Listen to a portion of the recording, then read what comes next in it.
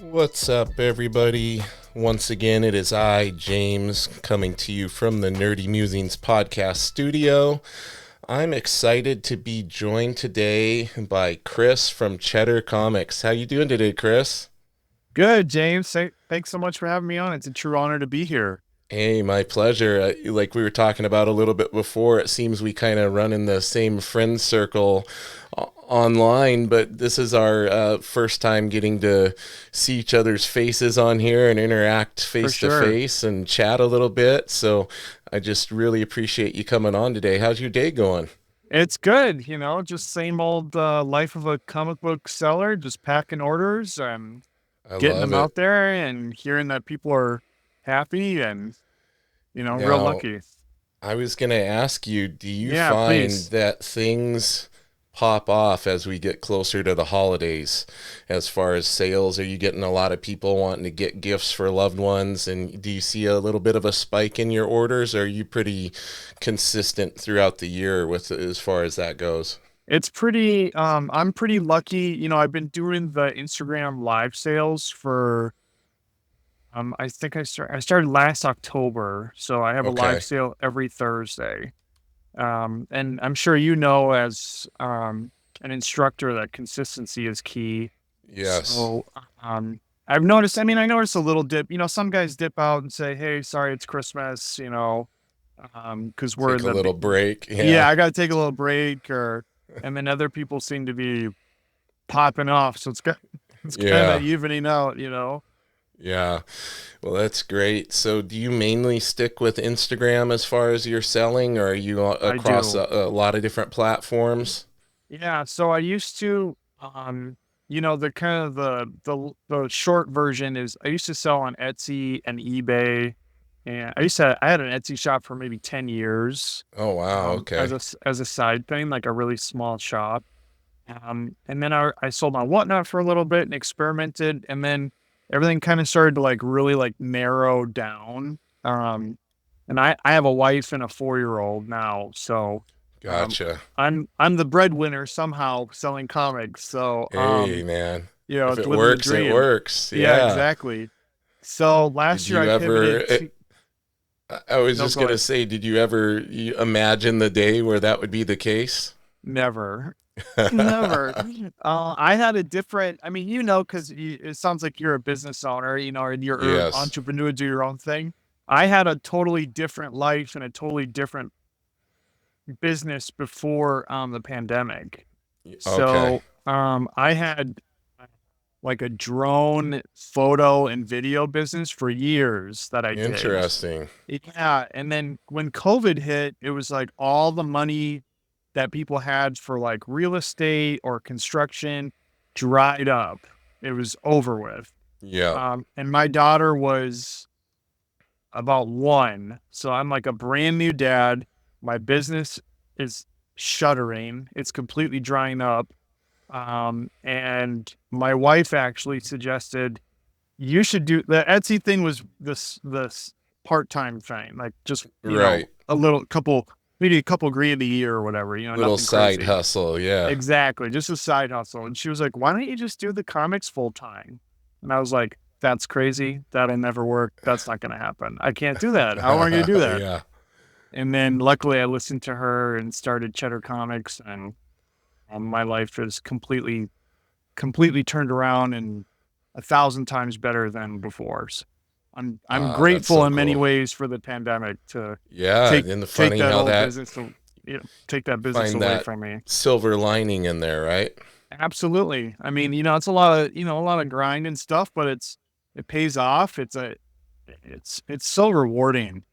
And I know it I'm not just a seller, I'm a collector first. So, you get to make so many people's days, and so many people tell you so many. I get great stories all the time. Oh, I looked for this since I was a kid, or my dad and I bought that in a shop when I was, 12, and now I get it Yeah, back. And you just get to hear so many great stories like that. It's so rewarding, I love it. Yeah. Yeah, I love So it. I derailed you a little bit. So you were saying that you got over and you kind of narrowed things down to where you're mainly focused on IG now for your sales and doing the live stream 100%. on there. So Yeah. what kind of took you in that direction? Did you find you were getting a little more exposure there and in making most of your sales through there? Yeah, it's a good question because so like last year, I mean, I did a little bit of Whatnot. I didn't really, some people have great success there and I'm happy for them. It didn't really work for me. Um, and then my Etsy shop was just like going like down and down and down, and I didn't really know what to do. And last year I was lucky that I had a couple of I had like 2 videos that went viral on Instagram last Nice. year. So I had one that hit 1,000,000 views and I had another one that hit like 947 or That's something. amazing on Instagram. That's really good. Yeah. So I went from like 2,000 followers to like 9,000 followers. So that really put a lot more people in that arena. Yeah. So I was like, well, maybe I should try it here. And I think I have the personality for it to be able to stream for a couple hours, and keep it entertaining. Yeah, Um, and then you get that community too that people love. You know, you start building that sense of community and a friend yeah, group. I You know, know, and people probably come there to hang out with you and chat. You know, I don't think a lot of people realize that there's a lot of people out there that don't really have people they feel comfortable talking to. I've learned that 100%. as a jujitsu instructor. You know, for some people, I'm their only person they feel comfortable sharing certain things with, and you Yeah, know, you kind of end up in my situation, you kind of end up being a little bit of a life coach too, because you have people coming to you with these things. So I bet you yeah, find you have your regulars that show up every week and are there to hang out. absolutely. I mean, and it's kind of weird. You don't even really realize it when you're selling on eBay or, on Whatnot. It is very like, if it was me and you, right? Like, here's your comic. You took your comic. You leave a review. Yeah, It's kind of the end of it, and what was so great about Instagram was, like, people, message me and they show me it's in their room and it's on their wall and, nice, they're, like, in love with it, and then they come back the next week later, and then, now I'm very blessed because I know what a blessing it is to have, for sure. so many people come back week after week because that means that I'm doing something right, and that I'm not, screwing people over because I try to have like Yeah. good prices and good packing, and you get a little cheddar doodle in your package, and you get Oh, cards, nice. and You do a little so artwork too. yeah, I do a little doodle in there. It's Nice. nothing too crazy, but That's awesome. just to make it feel because I buy all day every day, and it can be a very cold, Yeah. mechanical, Very impersonal, right? very impersonal. You're numbered, bop, bop, bop. Thanks for the $20. Here's your stuff, and Yeah. I try to make it feel a little different, but yeah, I'm very lucky that Instagram has worked. And so now I'm on there just 100%. If anything, I'm just doubling down more. I Nice. started doing a small Tuesday show for cheaper stuff. So now I'm doing every Thursday and every other Tuesday I do a show too. Very cool. Now, how did the name come about? How did Cheddar Comics come to be? Has that always been the name when you were on Etsy as well? No, I had a different name. It's a good question. I had a different name on there. I think it was called I called it the Pop Vault because I would buy like other stuff, like toys or puzzles or whatever, when you're Right. kind of in that like thrifting game and hunting. Yeah. Um, and then when I was trying to think of a name for the comic book, the new thing, I remember when I was doing a drone job, there was this guy I did it for, and he owned a furniture store. And he was really happy with the footage because we were like flying around his furniture. And he was like, "You're going to make a lot of cheddar off of this." And I was like, "Oh man, I haven't heard that. I haven't heard like money Yeah. called cheddar in a long time." So, it's part like a money thing. It's part, I'm in Wisconsin, Okay. so it's part of a cheese thing, and then it's part just like Totally. a silly, stupid name, to keep it It like works. light and fun, So Yeah, it works on many levels. yeah, I like it's got about 3 levels to it. So I was very happy that it worked. And now people just call me Cheddar, which I'm fine with too. Hey There Cheddar, you what's up, go. man? Uh, Speaking of drones, what do you think all these weird drones that are showing up all over the East Coast and It would flying over people's houses and I wish I knew. I'm out of the business now. I don't know what's going on anymore. apparently the size of cars too, like the size of like people are saying they're like the size of a Fiat or something, and some That's of them crazy. some of them don't make any noise and don't have any visible form of propulsion and all sorts of weird That stuff. sounds very weird. All of mine were very loud and very obvious. That's what I'm You know, saying, man. you Usually know. they're, especially if you're going to have one that big, you would think that thing would sound like a helicopter or something. Yeah, I used to have one. The last one I had was like this big around, and it sounded like a Hummer. I mean, it was Yeah. so loud. So I don't know what that is. That's crazy. Yeah, I feel like people aren't quite as concerned about it as they should be. They keep asking because they're like flying over military installations and, flying over people's houses, and they're like, yeah, we don't know where they're coming from. Like, Yikes! oh, okay. Yikes! When do we start getting concerned about this? Yeah, I guess we're not really worried about them anymore. Nobody panic. It's okay. No, yeah, we don't need a war of the world situation. No way, man. Yeah, I'm a UFO UAP nerd too, so I look at all this stuff and I'm like, okay, what's this maybe distracting us from, or is Yes, this is this exactly. is this the is this the new swamp gas? Like, oh, don't Yes. worry about it. There's just swamp gas, reflecting off of Venus or something. Yep, exactly Don't that. look at this, guys. Well, I wanted to ask you, when you were a kid, did you get into comics like way back? Has it been in your blood for a very long time? It sure has. My dad started collecting comics in the '60s as a kid. And when I was born in the '80s, so not to date myself, but You're he still younger owned than me, brother. You're younger than me. we're both young. We got a lot of time left, hopefully. Yeah, yeah. He owned two comic book stores in Portland, Oregon. Oh, wow. They Okay. were comic book stores slash sports cards.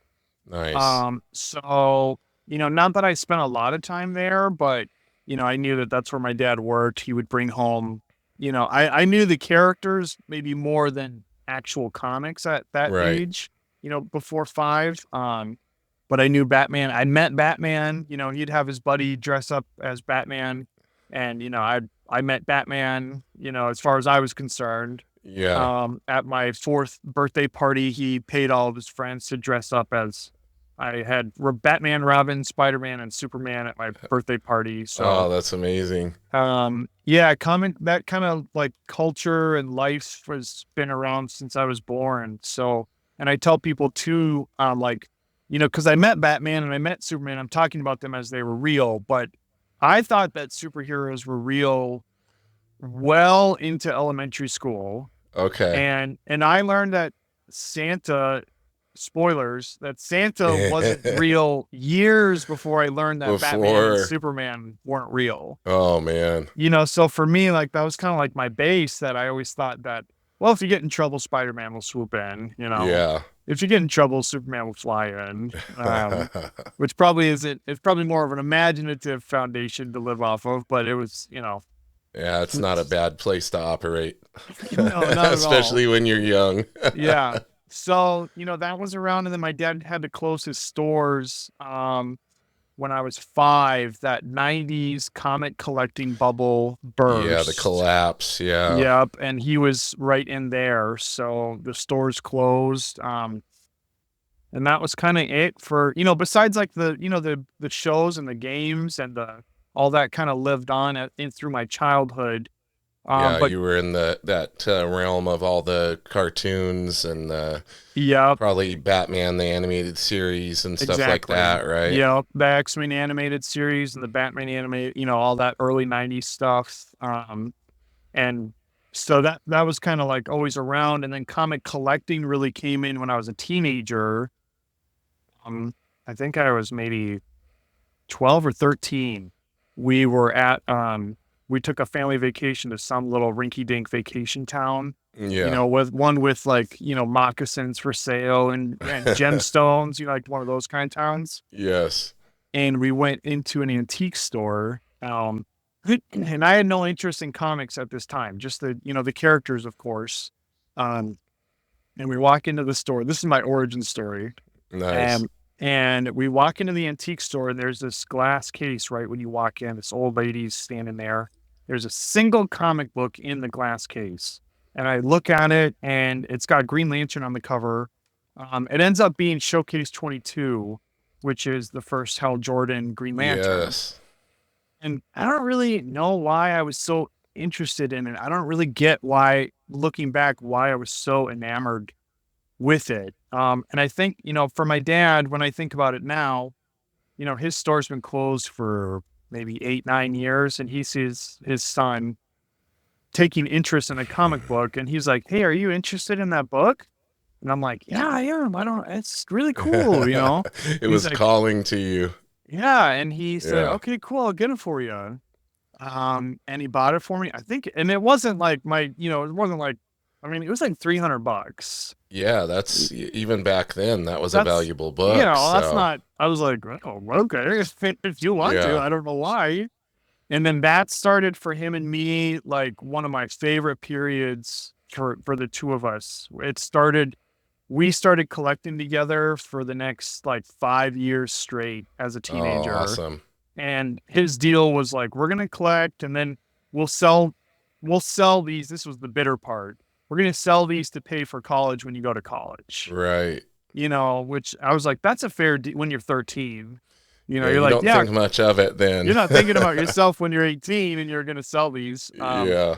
So that kind of started like a 5-year run of, he taught me how to grade. I learned about the Silver Age and Golden Age and all the key books, and that was really like the foundation for everything later on, was those couple of years. That's so cool that you guys shared that together. That's really I love special. it. Yeah, it was very Yeah. special. Now that I have a 4-year-old, and that really kind of focused in how special that period was for the two of us. It was Yeah, great. no kidding. Now, Yeah. the big question is, was the showcase issue one of the ones that went to supply the college fund?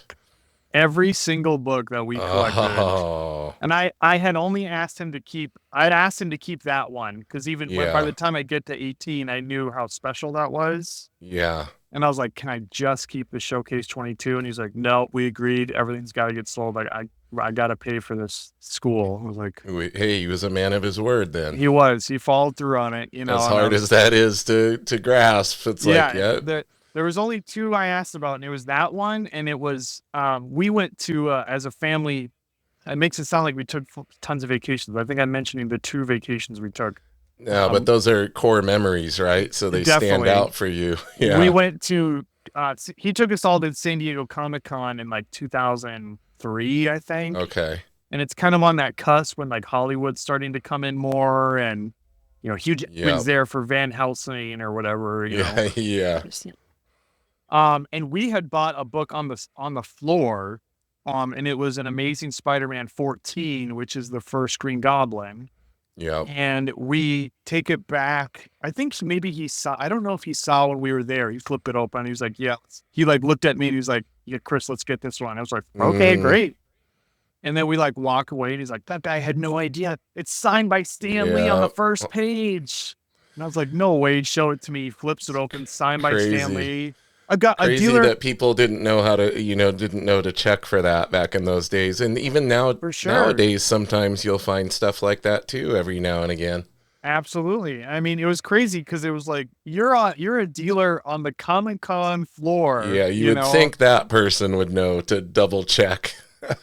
So that was like a nice score. We were all, "Woo, yay, So that I love that one because I remember that, but Yeah. they all got sold, which is okay. Now, have you toyed with the idea of reacquiring some of these special ones from your childhood? It's so funny you say that because I don't know if you do this for your year in, year out. I just started doing it last year where I put like a small list of like 6 books, that I'm gonna like hone in on. This is something I need to do. Okay, cool. You I'm so still in the very much like, oh, I want this, I want that, just grabbing totally. stuff as I go, because I, I used I, yeah. I just started collecting again, seriously about a year ago, Oh, cool. maybe a little over a year ago is when I got back into it. So Oh, now awesome. I feel like I'm kind of in that making up for lost time phase. Like I didn't get rid of any of my stuff, but now I'm in the, oh, this looks cool. I want to get this. And Yeah. I got into getting some graded stuff and this and that. So now I definitely want to slow my roll a bit and get in that phase you're talking about where it's like I'm looking for these 5 books this year or whatever, and that's it. Yeah. Well, and it's for me, like too, and I'm sure you have the same. It sounds like you have the same problem where it's like I have like a spreadsheet. It's like Yeah. or all these, or if you have Key Collector, you can keep your want I, list in there. I have Key Collector and I use CLZ to track my collection and I have my wish list on there and Yeah. yeah, so I have gotten more organized, so that at least that's good. So I've been the same and literally until this year. This is the first year where I was like, I'm gonna just hone in. I'm gonna just like focus on 6. Yeah, Not that I won't buy anything else, because sometimes you're like, oh, that's kind of cool, totally. or, Too or good to it's like, pass up. yeah, it's if it's not a big one, if it's $20 or whatever your budget is, it's different for everybody. But for me, it's like I wanted to focus on the 6. So this year I did that, and I actually accomplished all of them, which I was very That's awesome. surprised because my biggest one this year, I was like, I've been wanting this book for 20 years. I never had it. I can already tell you're going to make me jealous before you even pull that book up on the screen. Maybe. God, I Everybody know make sure you watch the video version if you're not already, because he's going to show something really cool here. 20 years. 20 years in the Never making. had it. I tried buying it a couple times and I've been piss poor almost my entire adult life. So, Right. this was one that I was like never gonna get. And I put on the list just here. I was like, I don't know how the hell I'm gonna do this. But you put them in there and then you're like, it's almost like You're manifesting them. manifesting it, dude. You Yeah, you're know, totally. you're manifesting it and you're also slimming down possibilities too. So you feel more like, okay, we're gonna Yeah. do this. So I was able to trade a bunch of stuff and I finally Oh, got see, because I was really going to tell you that's like my one right now, is it too. I really? had a feeling that was going to be what you held up. See, you knew it. We're connected. Yeah. And I mean for me, I'm a big A X-Men 4 is fan. great, man. I was so happy with it too, and I Yeah. just mostly cared that it had the Marvel value stamp and that it was complete and stuff or not So for restored. for people not watching, he Yeah. just held up Hulk 181, which is the widely considered the first appearance. I just got 180 Oh, down at nice. at Rose City Comic Con this year, so Oh, that's I awesome. was excited about that, even though it's technically not considered the accepted first appearance, full first appearance or whatever. I was still super stoked. Whichever one you have, that's the first appearance. Yeah, yeah. you I know, was like, man, I will get my 181 one of these days. But what happened Definitely. was I was seriously starting to look earlier this year, and this dude at this booth, he's like, "Oh, what are you interested in?" I'm like, "Oh, could I see that Hulk 181 you have over Yeah. there?" And he was like, "Oh yeah," he goes, "If you're not interested in that one, I've got like 8 more." And he Oh my handed me like a God. stack of them to look through, and I'm just like leafing. I'm like, I am holding like tens of thousands of dollars in my hands right now. Yeah, But that's I didn't crazy. I didn't pull the trigger, which I'm glad I didn't because everything was specced up because of The that movie. rumor leaked. Right around that time was when the rumor came out that he was going to be in Deadpool and Wolverine, so everybody had those prices, you Yeah. know, Rightfully so. They cranked the prices up and got a lot of people to, spend more on them. But I was like, I gotta wait till it goes back to where it levels out a little bit after that. 100%. So hopefully next year will be the year for me. So I'm manifesting it now. There I'm you saying go. it with you, 2025. You're gonna get it. I Hopefully, know it. It's a yeah. good That's time such too a after the movie. it's such a special book, man. I love it. I mean, the cover, the book, I mean, for X-Men, I mean, it's like, besides Yeah, X-Men, I made a list. I'm like, because I've been focusing on the X-Men because I was worried that they were going to cut. This was when the MCU was like solid yeah, every time and every book was spec. So like 5 years ago. So I started to focus on the X-Men because I didn't want that to happen with them, yeah, and then lose them out or lose out on them again. yeah, So I started to focus on them and I kind of figured out I was like the top two X-Men books are X-Men 1 and Hulk 181. yep. So it was like, oh man, I don't know how I'm gonna do this year. This is gonna be tough, You nailed it, man. Yeah, and Why? for me, Hulk and Wolverine are my two favorite characters. So that book is like the ultimate Well, for me. that's crazy. Ultimate Grail. Yeah, well, that's great then. Yeah. Yeah, it'll happen. It's just got to be Oh, the right absolutely. timing, and it's not like there's any shortage of that book out there. Like when you want to Definitely find it, not. it's just like giant size X-Men. It's got a crazy value, but there was a lot of them made. There's a lot of Definitely them not floating around out rare. there, right? Yeah, for sure. But Same they hold for their value. Yeah, and I mean they're just so desirable, those two books, especially Yeah, for I think for the Bronze Age, they're kind of like maybe the top two books to get, definitely. So you what know. else was on your list? This year I had Hulk 180. Okay. Your Hulk 180 because I was like, I'm probably not gonna get 181. So if I can at least get 80, I'll be happy. I had uh, Fantastic Four 48, Okay. the first Silver Surfer. Yep. I had X-Men 94, because I was trying to knock out some X-Men, but not like because I collect other stuff. I collect Batman, I collect Marvel, so I didn't Right. want to I don't want to have the list be all X-Men and then, Yeah, okay, yeah. I had the first Harley Quinn, Batman Adventures 12 on there because Yep. I was trying to get the Rogues Gallery. So, that I got that this year. I forgot what the other one. Oh, I got a 9/8 Spider-Man 1 signed by McFarlane. Awesome. So I tried to get my three, as you can see, I holding up my Yes. McFarlane Wizard shirt. Yeah. Um, I'm a OG McFarlane guy, man. Me too, dude. So like Yeah. that and Spawn 1, and X-Men 1 are like my favorite books. Yeah. Yeah, I got a 9.8 of Spawn 1. When I first started getting graded stuff, I went after stuff that I had nostalgia over, Nice. That's the from way the to do stuff it. I collected. So, yeah, I ended up getting that and a lot of the Image first issues of Image stuff because I was in that. I worked at the comic shop that Todd co-owned with his brother-in-law here in Washington State. So, Oh, that's cool. yeah, so it was a surreal experience. I've talked about it probably way more than people care to hear on this podcast, but as a 16-year-old, your first job is working for Todd McFarlane's brother-in-law in That's a shop crazy. that Todd McFarlane co-owns, and Todd McFarlane comes to the shop and you get to hang out with him and stores all his original art there. Hundreds of giant brown paper bags full of Amazing Spider-Man pages, Hulk pages, you name it. Yeah, dude. You just drool over that stuff on every lunch break.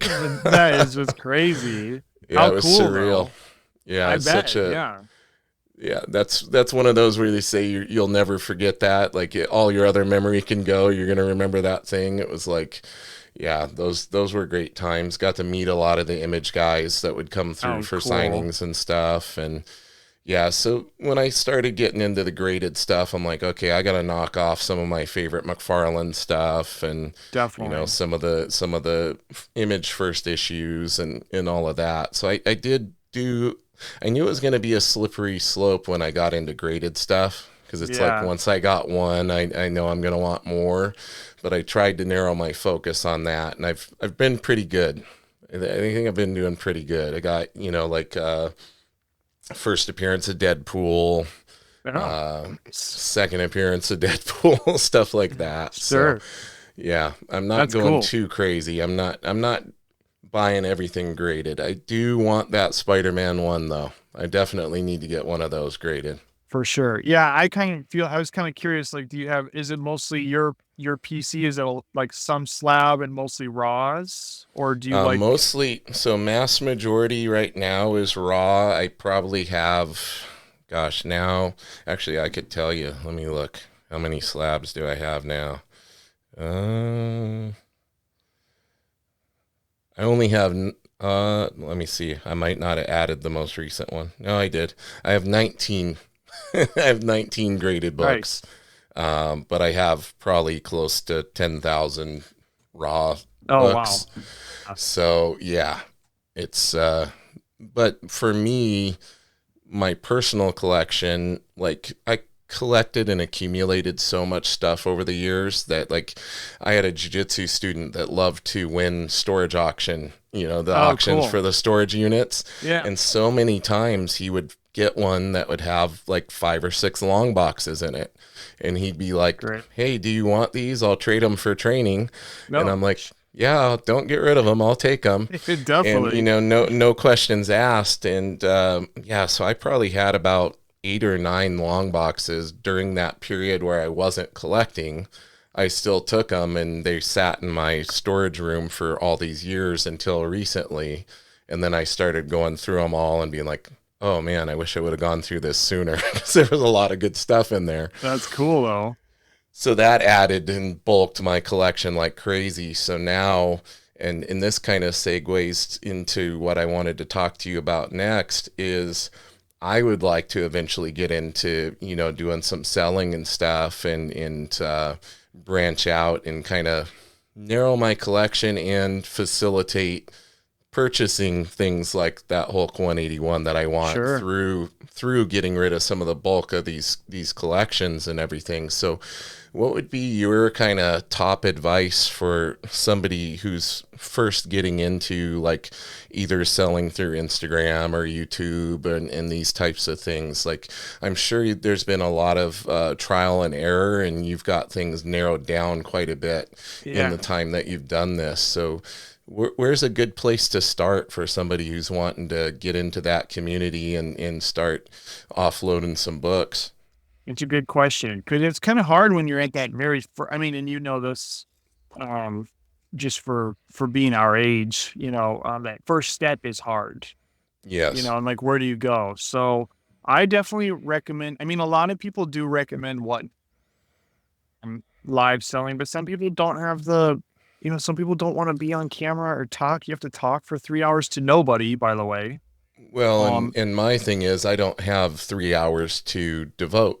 And that too. So it's like if you have Yeah. like one book, I recommend definitely my go-tos for starting out are either Instagram. If you have friends, you don't have to have thousands of followers. If you have friends and stuff, and they might share it, Instagram might be Yeah. the way, or eBay, to kind of get through the ropes on, shipping. eBay is nice for like figuring out how, because you make your label on there, and because shipping's a huge part of it, Oh yeah. and it's not the fun part, but it's the part that, like, for me, I have my Thursday show. I send out totals Friday morning. I'm spending from noon to probably 10 p.m. on Friday just packing those Yep. boxes. Yep. So that's definitely a big part of it. Learning how to grade is a big part too, because Yeah. you don't want to be upsetting your buyer by saying this is a very fine, and they get it and they're like, "Hey, I don't know how you did that. This is a very good." Yeah. Let's segue and circle back around to this topic, but let's segue because I wanted to ask you when you mentioned that you learned how to grade from your dad. Um, what goes into that, man? It's so subjective. Like I It's have the so books. I have subjective. the CGC book and I have the other one, the Overstreet one. And Yeah, I'm reading through them, but there's so much to it. Is it just something you get better at over time and practice and 100%. And honestly, it's like I disagree with people that say like you could bullseye every grade. Honestly, it's total BS. I mean, yeah, it's totally subjective. Some people, like I used to downgrade for discoloration and CGC will not. right. I used to downgrade for a detached staple. CGC, you can have an 8.0 with a detached staple, Yeah, it was interesting. I you kind of know? noticed that about CGC with one of I have this issue of Captain America with the Steranko cover. The white, Nice. it's the white cover. Oh, Yeah, cool. that's I the love that one. iconic. Yeah, the Very fused like iconic one. this. Yes, but it's very discolored, but it still Yeah. has a great grade. And I was Yeah. like, wait, like this isn't like hardly white at all. What's going on? Like Yeah. that can get a good grade. So stuff like that kind of every time I think I kind of know, it kind of throws me off a little bit. Yeah, and I used to buy a lot from, before Cheddar and I had, like, the Etsy shop and stuff. I traded a lot with mycomicshop.com. Yeah. And I love them because they are the most conservative graders. So you would get it and you'd buy an 8.0. Right.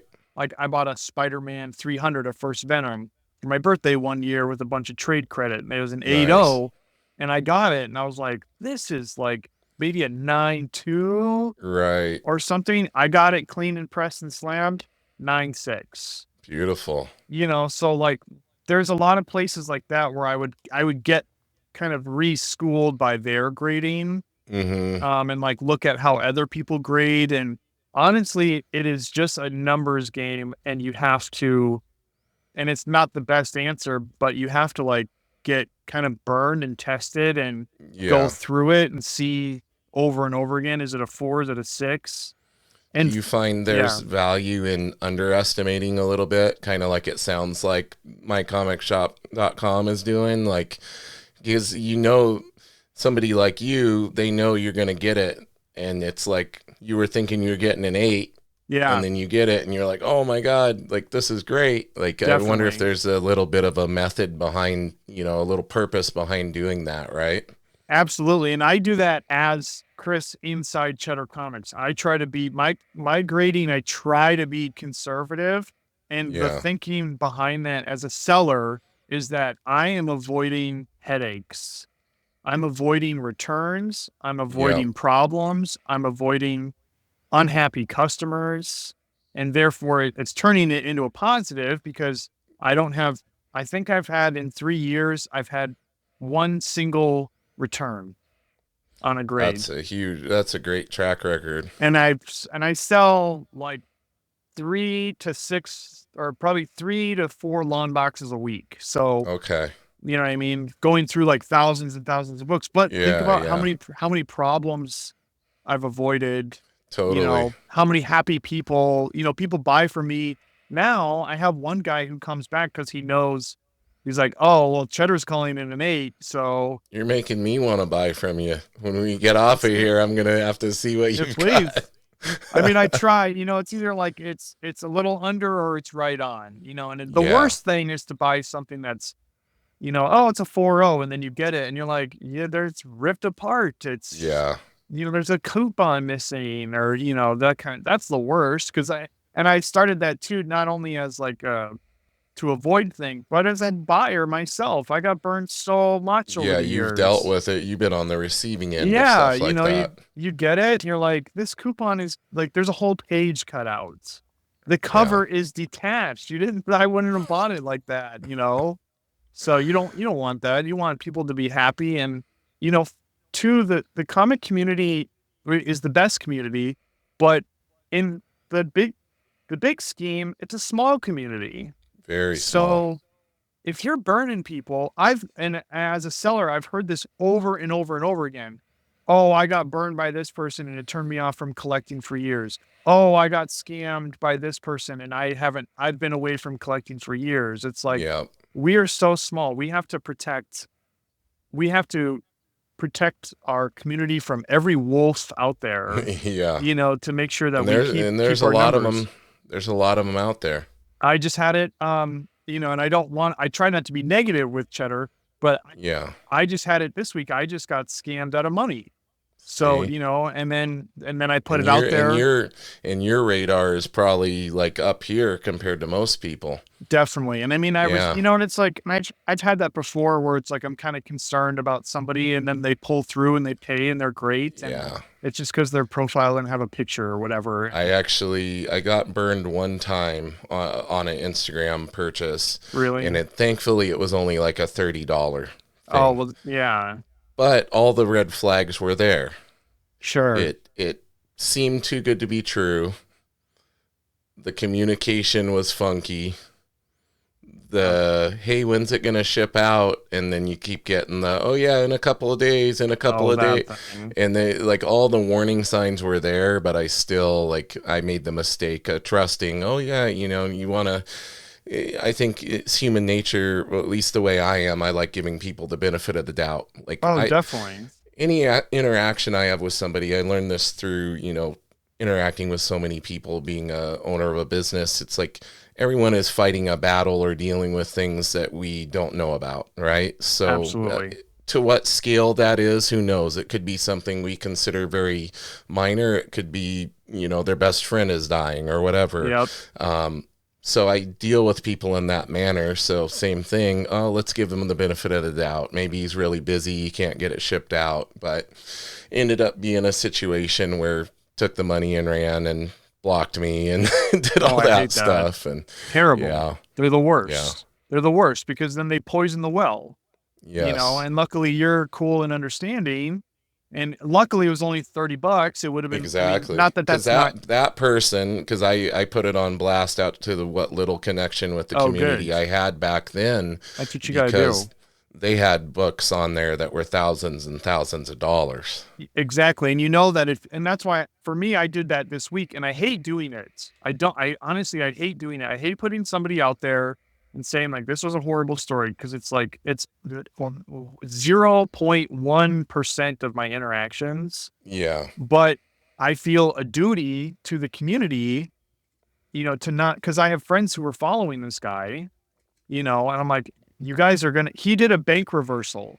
So Oh, luckily I had the books here still, but he had his bank say it was a fraudulent charge. yeah. So he got his money back. I got charged $15 in dispute fees, Right, but right. I had the books, which was good because I got to resell them and like, lose the 15 or whatever. Yeah. But I hate putting that stuff out there. And then I did. And then what happens? This guy actually did the same thing to me. This guy did the same thing Yeah. to me. And then I find four other people, Yeah. that he did this to, and nobody knew because we weren't connecting to each That other. happened with me and this dude or this person. Same It was thing. like I put it in. It's like, oh, I was. Oh, thanks for letting me know. I was gonna buy this from him, but I thought it seemed weird, and it Yeah. was like a way more expensive book that they were gonna pull the trigger on, and they, Those are the thankfully, ones I see. if I helped one person by putting it out there, Well, you well know. worth it. But at the same time, there was like people who were like almost protective because this person had gotten their way wormed into the community enough that there was actually people trying to stand up for them and being like, Gosh. well, and I'm like, no, but here's what they did. Here's the screenshot of everything. Like they did not follow through. They took my money. And so it was interesting because they were like, well, don't be flaming somebody if you don't know. And I'm like, yeah, Uh, but here's what happened. I do know actually. I I don't do have know. my My money money. is gone. Yeah. There's always like the people that are, it's like that Simpsons meme of like the guy like jumping in front edge, Yeah. Apu or And I get whatever. it because I've had friends who are sellers who have been put on blast who literally weren't doing anything wrong. Yeah. and maybe the communication broke or the person misinterpreted the timeline they were giving them, Yeah, whatever, definitely. and they got put on blast and it hurt their selling. So I get it. Like I'm sure that happens every now and again, but at the same time, when you've got screenshots, when you have the receipts, as they say, Yeah. you're like, no, look, here's what he said, and then yeah. So it's interesting. I would hope that that is not the norm, right? It seems like for the No, most part, the community is very positive, and I've only ran into it that one time, and I've bought God knows how much stuff now through online definitely. means. So No, thankfully it is beyond the minority of situations. Even yeah, for me as a buyer and as a seller, because I sell more than I buy, because that's my full-time gig, but for like out of all those 3 long boxes of stuff I sell every week, maybe 40, 50, 60 customers a week, it's like maybe I'll have one, you yeah, know, and it's not even like really it's not even a problem. It's like, "Hey, can I pay you Friday?" I'm like, "Oh, yeah, that's no problem." right, right. It's Communication is key. Yeah, 100%, and that's what I always tell everybody. I was like, just tell me that, just don't leave me on scene." But yeah. yeah, no, everything is so positive, and it really is such a I've never felt like this type of community before, like, in my life. I mean, how Yeah. wonderful people are, how kind. People are so generous and warm and sweet, and they wanna help, and, Yeah. there's just Yeah, nothing like it. my wife and I noticed that that carries over when we go to Comic Cons because it's just like such a positive experience. You like talk to people while you're in line for things, or Yeah, you're totally. you're flipping through long boxes and looking at back issues, and the person next to you sparks up a conversation, and you hit it Yeah, off, and so it seems like that carries over into the online community as well. definitely. Absolutely. Now, so going back to the tips for somebody who's Yeah, starting out and getting please. into it, it seems like communication's big. We just established, Yeah, definitely. open communication. Um, Probably narrowing down like you did what the best platform is to sell on based on your own circumstances and how much time you have to commit. I Definitely. think that's probably huge, right? Yeah, and I mean too, even for like as a buyer, like I have like different types of buyers. So I have like buyers that love being in the live sales and they're there and they claim and they love it. And then I have other people that don't like that and they wanna do like they only buy from me during the claim sales when I like post a photo. So they can literally just put a comment and And a that's lot of it. people, and I get it too, like you're at work or, you can't, and some of Yeah. my guys are like, I'm at work right now, but Sneaking. can I click, hey, I missed that book. I'm at work right now. Can I try to, yeah, Yeah. so I think too, for you as a seller, or if you want to sell, you can figure out what works for you. If posting a photo is easier because you don't have a lot of time because you're running a business, Yes. that can be a lot easier than getting on there for however long and Yeah. flipping through stuff. I tend to have way too many hobbies. Get that. Yeah, between the business and then, most of my hobbies are physical. I do the arm wrestling, I do Oh, cool. jujitsu, and then my own only non-physical hobbies are my artwork and Oh, comics. nice. Yeah, So, that's good. yeah, Keep so it I got to balanced. just figure out how I can distribute this time, and you know, I think scheduling is probably a big element to being regimented, and like that's the only reason this podcast has worked compared to my other one, Mm, because I knew I wanted to start this one because I'm so passionate and I have so much love for the comic community and artists and collectors and everything, but I knew if I was going to do it I had to be regimented, and I have to stay like for instance, I'm like 3 or 4 episodes in the can right now ahead. oh, So it's nice. like if I Killer. can maintain that, Yeah. they can keep coming out weekly, and I don't feel too much pressure and all of that. So I think probably the same thing for when you start selling, you kind of be like, This is my selling day. This is my packing day. This is Yeah, taking stuff to definitely. the post office, right? I have that problem with, so like this last year, thankfully has been like a explosive, like good business year for it's. This is the most, this is the most successful I've ever been in my adult life. Is That's amazing. the last 12 months. I don't know what to do with all. I don't know what is going on. I don't Right, really get right. it. You know, I've Just been keep like, riding the wave, man. yeah, I've had a series of, my adult life has been nothing but a walk of failures, you know. So by the time I got to Cheddar, I was like, I got nothing to lose, whatever, you know, let's just try to be happy and healthy. And, you know, it Yeah, happened to work out. But I'm having the same thing that you're talking about with like my video stuff. So like last year I started a YouTube channel and I got like a couple videos in, and it's easier for me to do shorts, but it's hard for me to find the time with the business being totally. so good, you know, and kind of like took over. I was like, oh, I don't know how to really do both of these as one is kind of exploding, you know. Yeah. So for the next Well, and year, I'm trying to focus and be more regimented yeah. with my video work. And people don't realize how long editing video takes. Oh my God. If you want it to turn out halfway decent, right? Right now I'm doing a long form, and it's about I'd like to do more like history of, I have a lot of interest in the history of comics because I feel like it's not really a story that's told very often. Yeah. So and I'm working on the history of corner box art, you know, like the Yes. our little favorite there from the Silver Yep, Age. yep. Who And created it? hold put that comic Oh yeah, back you up want to see there. this one? That's a good one. I brought out my couple of favorites here. Yep. This is my X-Men number 4, Amazing. first appearance of the Brotherhood of Evil Signed by Mutants, Stan Lee. signed by Stanley by me. It was about a year before he passed. He came to Madison, Wisconsin for some reason, Wow. and my wife and I were again piss poor, and I somehow scrounged together a couple $100 to go see him.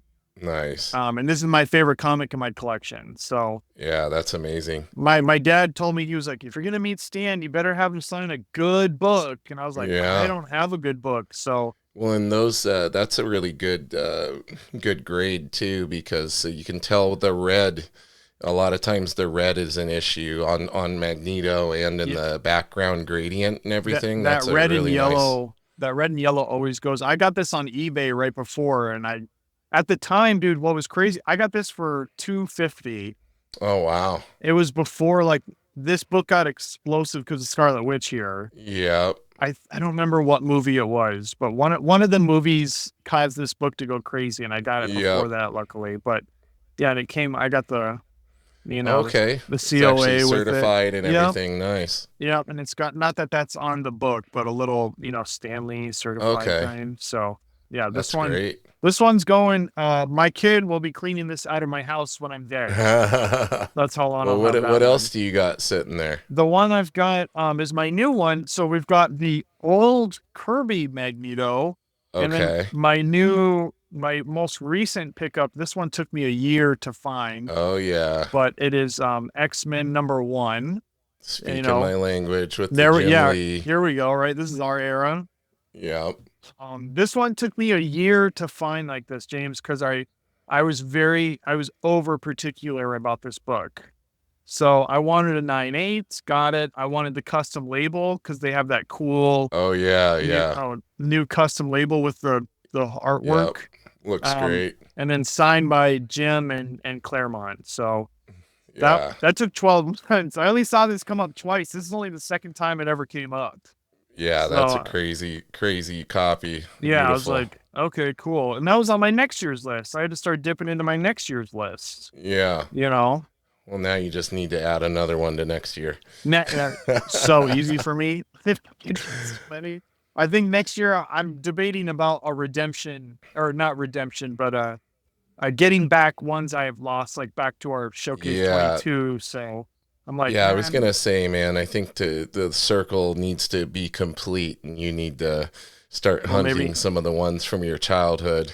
I think you've decided it today, because I've been debating, because I was like, you know, it's kind of hard because I would love an X-Men 1, but I'm like, I don't know if I'm ready to spend at this as the recording of this podcast. I'm like, I don't know Yeah. that I'm ready to spend that kind of dough, on a single book.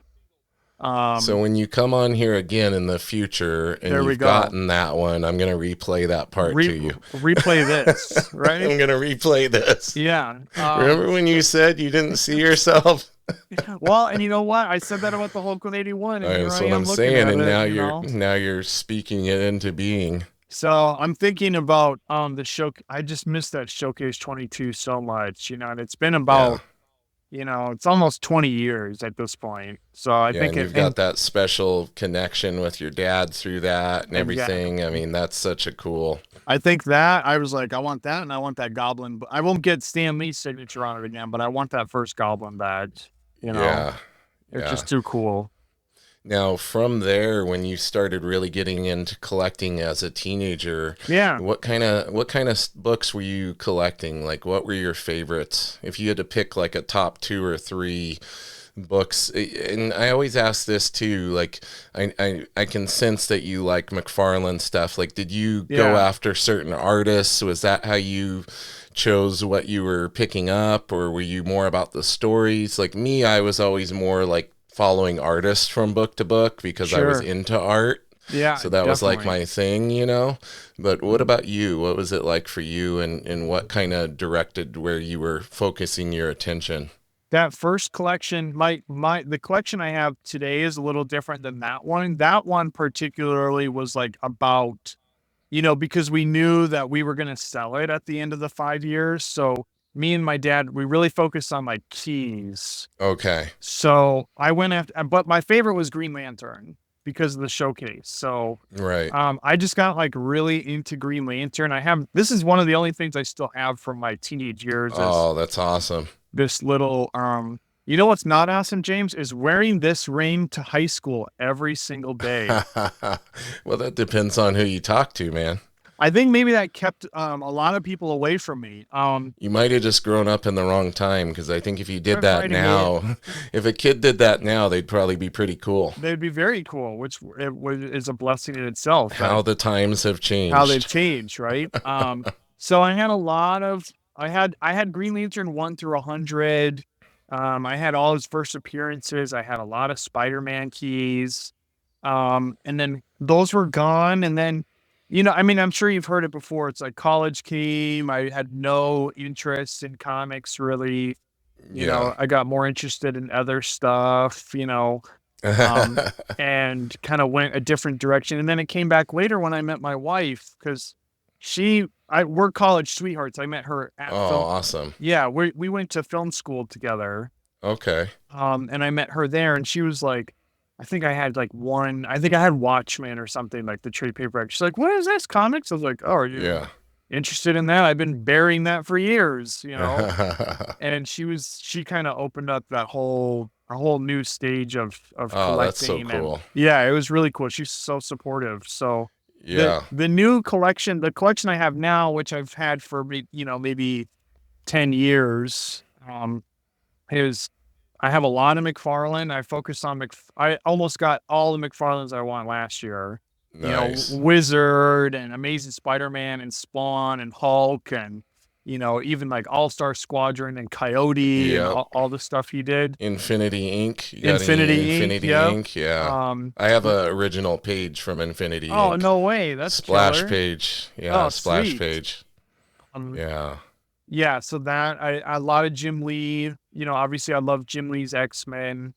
Uh, um, And then there's a lot of I just have a lot of I mean, X-Men is the biggest part of my collection. So probably Right. I don't have much. It's probably maybe 8 short boxes, something like that. It's pretty slim. I'm not really a big run space kind of Mm-hmm. person. I have to fit it in my closet. So Yeah, yeah. I have to keep the business takes all the other space. I bet. Yeah. So yeah, it's a lot of X-Men. I like first appearances. I like certain artists.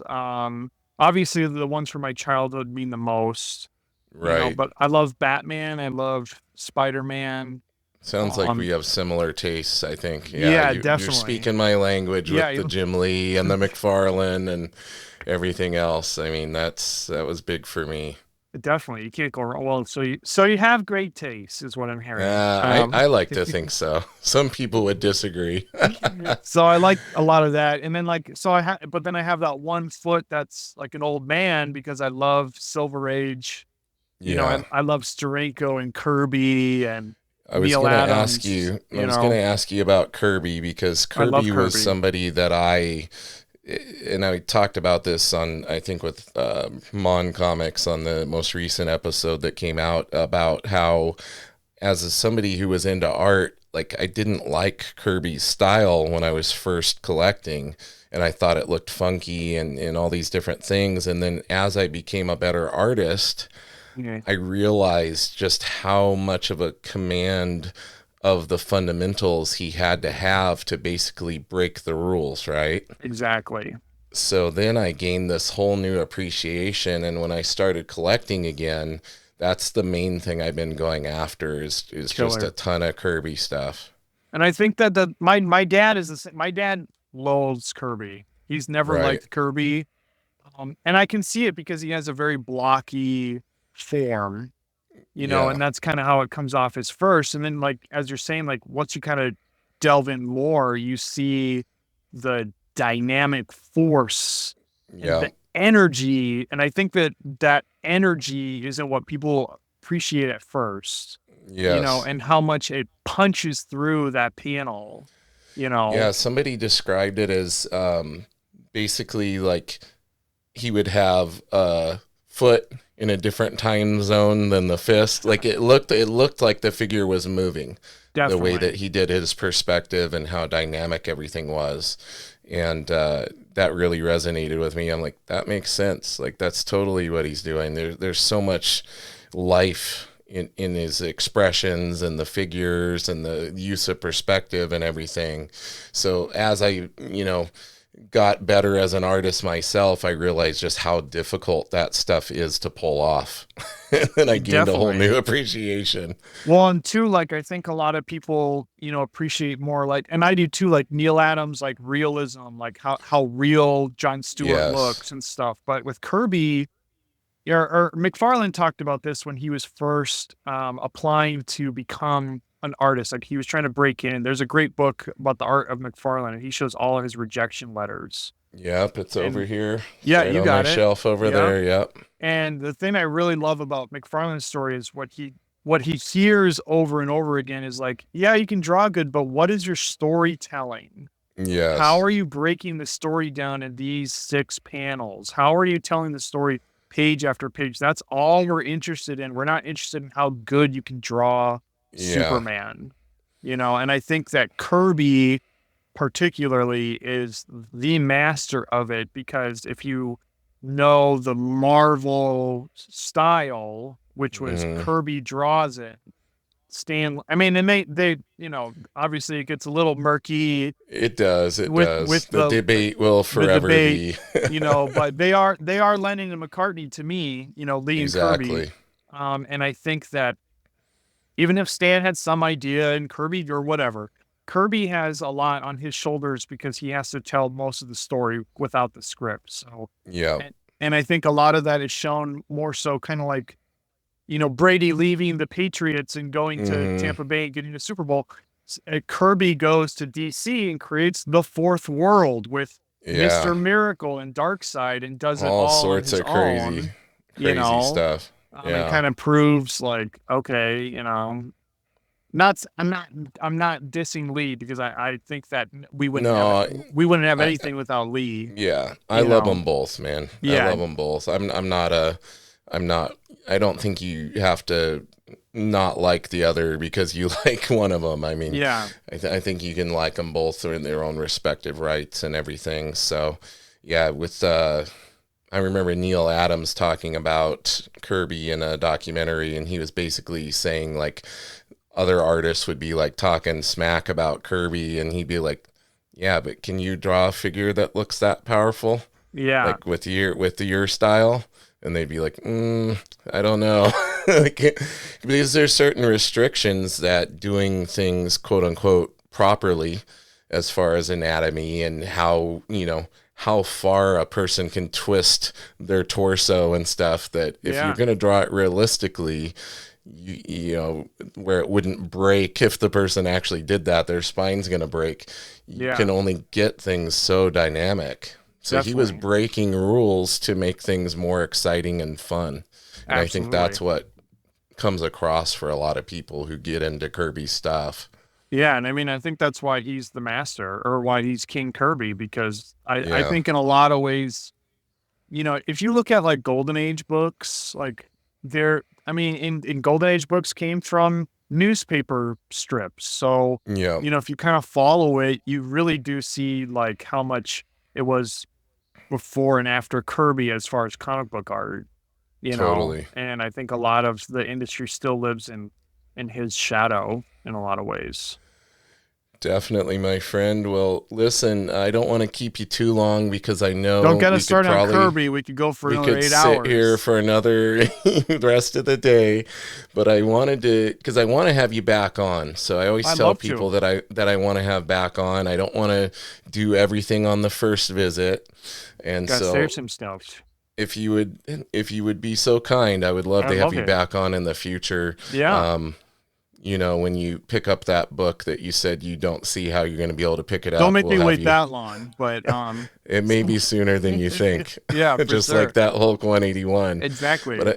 But I wanted to give you a chance to have the stage here and let Oh, thank everybody know where they can find you, how they can support, how they can buy from you, so they're on the lookout for those Instagram lives and I the appreciate it. claim sales that you do on there. So the floor is yours, my friend. Thank you so much. Yeah, I'm on Instagram. I'm cheddar_comics. As of this, I have a show every single Thursday. It's a big key show. All the big stuff goes in there. We run about 3 hours every Thursday. Nice. And there is also a smaller, like $3 show or claim sale every other Tuesday for some cheaper stuff, but a lot of bulk, but good titles. And then you can find me on YouTube, where I'm trying to get more strict about my video content output, and that's Cheddar Comics. And hopefully, maybe by the time this comes out, I'll be done with my history of cornerbacks art documentary. Awesome. So be on the lookout for that stuff, and that's where you can find me. All right. Well, listen, hang out with me for a moment while I Cool. tell everybody what to do. I got to get bossy and tell people where they can find the thing and where they should watch it. Everybody, if you're already watching this, you'll know it's on youtube.com/@nerdymusings. You can also listen to it on all your favorite audio podcast platforms. I encourage you to like, subscribe, share, all those good things if you've been enjoying the podcast.